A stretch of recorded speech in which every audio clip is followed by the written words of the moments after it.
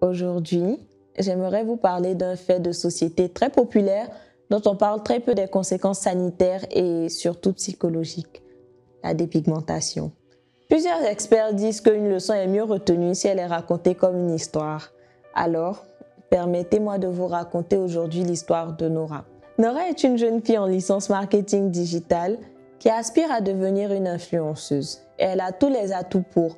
Elle est belle, elle est jeune, elle est intelligente, elle sait s'exprimer et elle passe son temps sur les réseaux sociaux. Elle aime snapper, elle aime tiktoker, elle aime s'amuser et elle aime passer du temps avec ses amis et sa famille.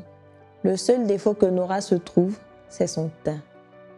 Malheureusement, Nora se trouve trop noire. Le fait de se voir représentée visuellement que par des femmes au teint clair, des hommes qui lui disent qu'elle est belle mais elle est trop noire, ou des tatas qui lui disent de venir arranger son teint ou faire briller son teint avec certaines pommades ou certains produits, ont fait de son teint une obsession pour Nora. Aujourd'hui, elle ne pense qu'à ça. Il faut que son tcha prenne.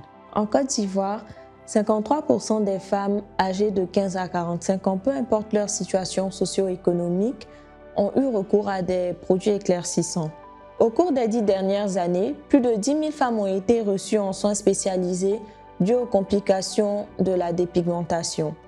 Aujourd'hui, Nora est l'une de ces femmes. Sa peau a complètement brûlé et elle n'arrive plus à se montrer devant une caméra. Voici son rêve de devenir influenceuse brisé. La dépigmentation l'a brisée physiquement, mais surtout mentalement.